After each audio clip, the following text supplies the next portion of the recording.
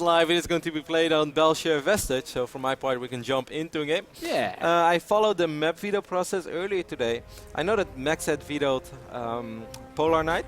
He's not a big fan of it, like most pros players this tournament. I saw Hero vetoed as well in his PvP series, which you're going to see later today. I know that the fifth is Derelict, so I'm not sure whether the fourth map, either way, we'll figure it out. Probably would be Yonsu. Yes, I think fourth map is Yongsu. So what's the other veto then? Would Frost? have had to have been. No, I think we play Frost as fourth, and I think Yongsu is veto. Okay. Either of the two. Anyways, man. Well, Byul Vestige is map 3. We can see that down in the bottom right. The blue Zerg player is Byul.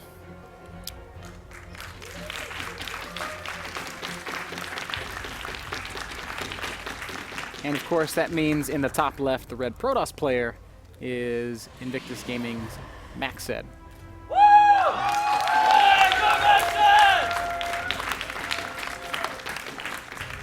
Macsed, if he gets nervous, he doesn't show it on his face, man. He is a cool-looking dude. He's just like collected. He's with it. He's funny, and I have a hard time actually describing like the way he walks around. He just like kind of looks at you a little bit, then he stares a little longer, and then he cracks his smile and he wiggles away because he has this funny walk. I don't know. It's really cool. It's awesome to have Macsed here. He walks kind of like an immortal.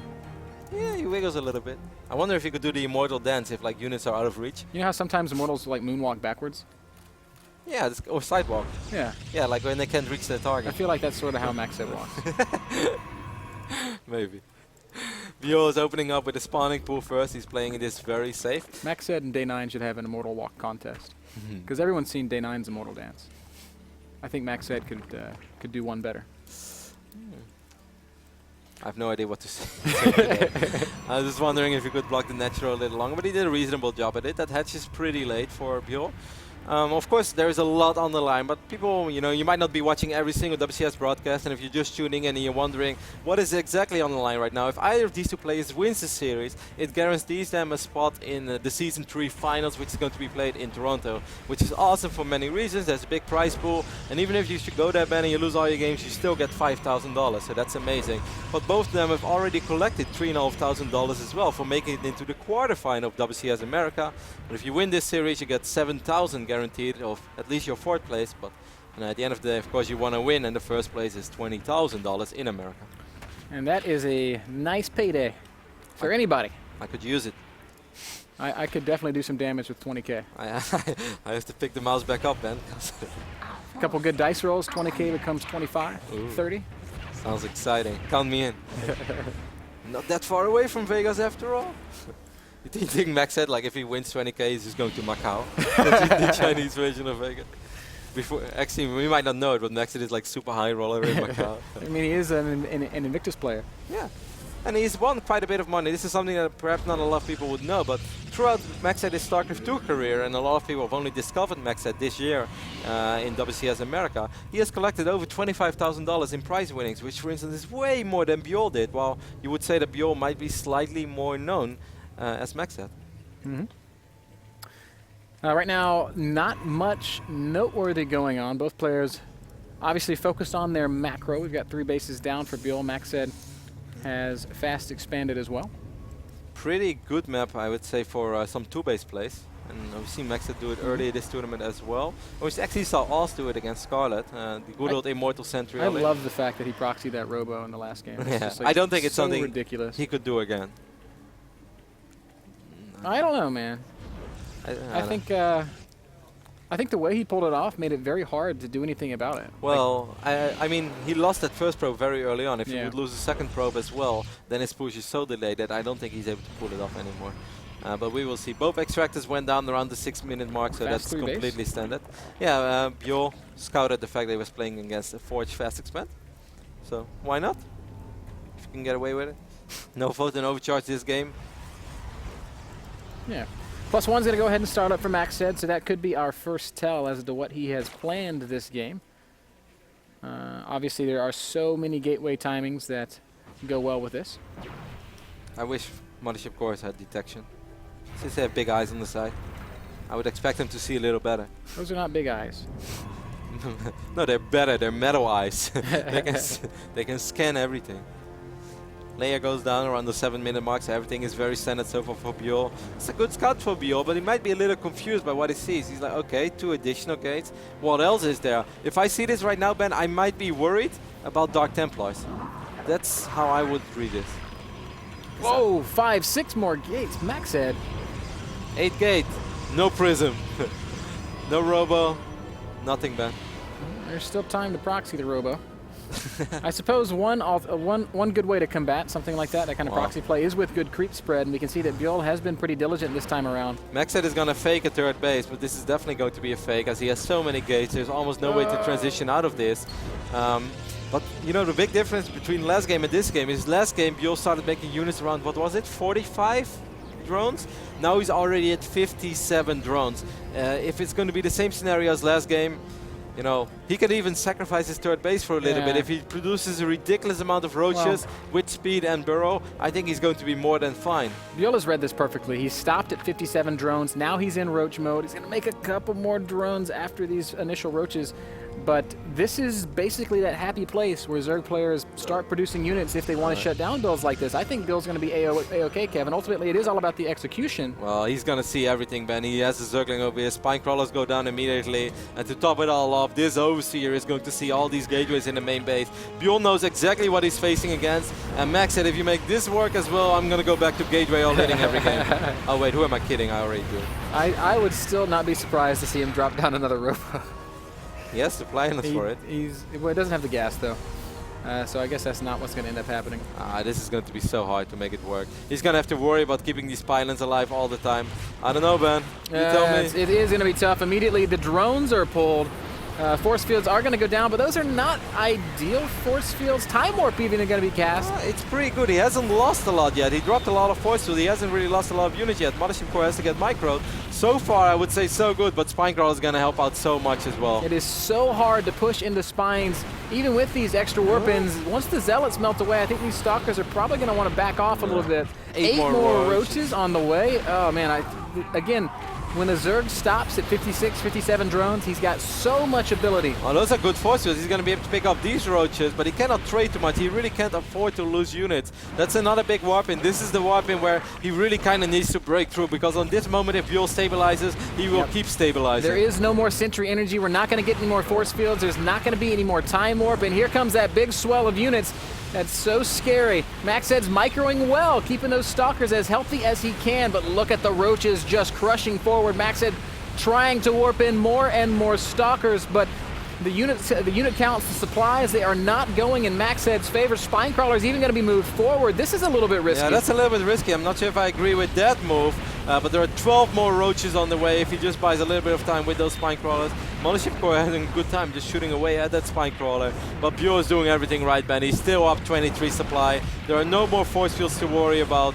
He did everything correct this game. Yep, Spine's going to go down. It's a 77 supply to 112.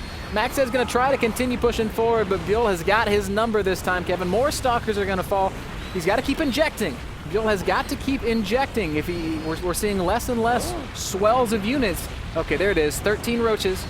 Oh man, but still, if they spawn one by one, this could get kind of dicey. I think it's quickly approaching dicey as Stalkers. He can also just keep the Mothership Core above the drone line right now. Drones being pulled for the first time. Zealots are not really connecting with those units though. Oh my God, Max said this is not supposed to work anymore, Ben. Byul, you had it defended. Mothership Core is going to be focused down, but it's used all of its energy. I don't know that Macsed cares that much. Stalkers, there's so many roaches, but where are they? Oh, here they come. Here's that big reinforcing wave. A couple of Zealots are going to help out a ton. Oh, the Zealots are stuck. But doesn't matter, man. Macsed's got so many units. But there are a lot of roaches still on the way as well, non-stop, 8-9 roaches on the way. If Byul keeps this up, he should eventually be able to clean this up. There's no more Mothership Core, so no more Time Warp as well. It's all going to just be gateway units with +1 upgrades against 0-0 Roach Army. Oh gosh, man, this is getting to be Macsed has to back off. He cannot afford to lose Stalkers. Yeah, He's fighting on very creep well. is dangerous. The Queen's coming forward and helping out a ton. And finally, it looks like Byul might have bought the space, the stability he needs. 16 Lings about to spawn. Lings and Roaches together are going to be very hard for these Stalkers to deal with. Where are those reinforcements? He only has 3 queens on the map. He can't afford to lose these queens. I don't think he will. Speedlings coming in now as well. We have 16 Speedlings on the map, 60 more on the way. But if Zealots are being walked in, the Roaches so have all close. died. This is incredibly close. It's okay. Stalkers are being microed so incredibly well, but that's the last warp-in cycle that Macsed has. Byul has done it. Couple of very low HP Roaches. Man. He lost a lot of drones, man, but most importantly, he kept the hatchery alive, so he will be able to resaturate that base in no time. He has 3 queens as well, even though 2 of them are not injecting at the moment. They can go back to injecting soon. He's going to have the time of his life spreading creep from this point on, because there's no way Macsed is going to be aggressive for a little while. Macsed in a dicey position. 5 minutes of warp-ins and Macsed sticks around way longer than he's supposed to, and that's not in a bad way, that's in an impressive way, because he was supposed to get outnumbered a little bit quicker than that. It wasn't even that Byul was injecting poorly, it was just Macsed knew when to back off the majority of the time. Just at one time I felt he overextended a little bit. I did feel like Byul missed 1 injection cycle, and it almost cost him the game, but he was able to stabilize and finally pushes Macsed back. Macsed, of course, stuck on 2 bases. Confused there, Ben. He dropped the Hydralisk then he cancelled it, and now he's going to drop the Spire. That Forge upgrade is never going to finish, and Byul is now going to try to press his advantage. I'm not sure how I feel about that Spire. I mean, he doesn't have a massive economy. He scouted the Twilight console even. A couple of Zealots being wiped in, as one pylon was forgotten about. Oh, if this hatchery falls, that kind of changes the landscape. Queen doesn't have any energy for transfusion. Roach is streaming forward. Drone's going to be pulled off the line to attack. This hatchery is going to go down. And Macsed strikes back. That's a massive pickoff for multiple reasons. The larva, but above all, these 5th and 6th extractors. And a single Zealot left around to pick off a couple more drones. Maybe he can do it again. Charge up, Zealot. He will get picked off. Pylon's still undetected, though. I don't think that Byul realizes it's there. He's going to find it now. He's going to come find it. He's like, where did those 4 Zealots come from? He's immediately going to drop a 4th as well. Ben, this is almost a mirror image of what we saw earlier this week. It's a little different, of course, but you know, switching into Mutas is great, don't get me wrong, but I think when there are already so many gates and there is +2 being on the research, Blink will be ready. I'm not sure if Byul has that overwhelming economy to fly in so many Mutalisks that he can completely shut Macsed out. Yeah, we're going to have to kind of just wait and see. It's a risky move by Byul. There's only 7 Stalkers on the map right now, but yeah, 1 big warp in and it's very different. The Protoss economy is so like impaired. Yeah, he's kind of on 1 base. He is, there's like 3 barely mining mineral patches left in his main. It's going to be hard for him to secure his 3rd. But the same can be said for Byul's economy at the moment. He's on 1 base too. I mean, he's going to be on 2 bases very soon. This hatchery is just finished up at right now as we speak. This Nexus will be done in roughly 35 seconds. Above all else, Byul's got 63 drones. So as these hatcheries this is such a massive scout. I was looking for it, man. I was wondering when he's going to send out one of those hallucinated phoenixes. Dark Shrine being wiped in as well, so he could eventually get some Archons too out on the map. Where is that Spire and will he see it? Yeah, I think he will, unless that... these queens really want to kill it? Yeah. He saw it. But did he? No, he didn't see it. That Phoenix would have had the sight range of a bald eagle. Well, which stands to reason, considering it's a very high-tech Protoss unit, but... yeah, who could have known? Nobody can see farther than Freedom, Kev. Dark Shrine is halfway through. Oh, that's such a great pickup by Byul, sending both queens here immediately and picking up that hallucinated Phoenix. Makes his life a little easier. All these gates might be unpowered soon, and it's going to be hard to power them up. Yeah. Macsed is going to have to split up his army perfectly. Far out of position. Macsed's got to make a choice. He's going to have Roaches and Lings in the 3rd, and his entire production line is going to be... He knows it immediately. So well done. He knows it. Perfect choice. But he's losing 3 gates at the moment. Blink is ready. Now. But you know what I find very interesting is that the Dark Shrine hasn't been scouted yet. And it's going to be, in spite of everything, Byul is, oh dear. Muta's finding the sentries. That's going to be a very painful loss. The Stalkers do blink forward, and a couple Mutas will fall, but that is well worth it for Byul. Good Kevin, pickup. I think these DTs are going to do a lot of damage. I They've think not been scouted. There's no detection around the map.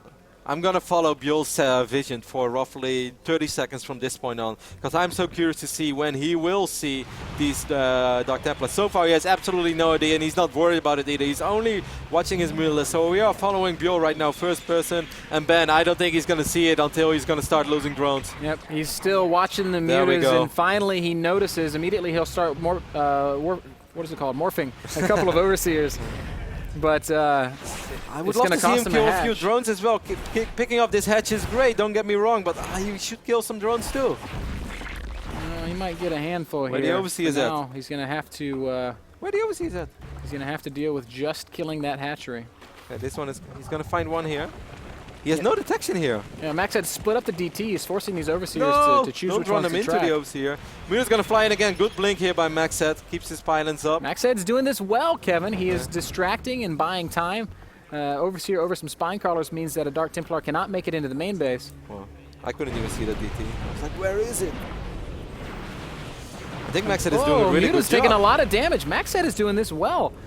And he, honestly, the roaches damage and links being brought as well. I'm not sure if this is a moment where Byul really wants to take the straight up engagement. Yeah, the I damage actually don't think he wants to. that Byul has dealt with these mutas has thus far not really been equal to the investment, as the muta count it is getting quite high. There's 20 mutas out, soon to be 28. Oh my goodness.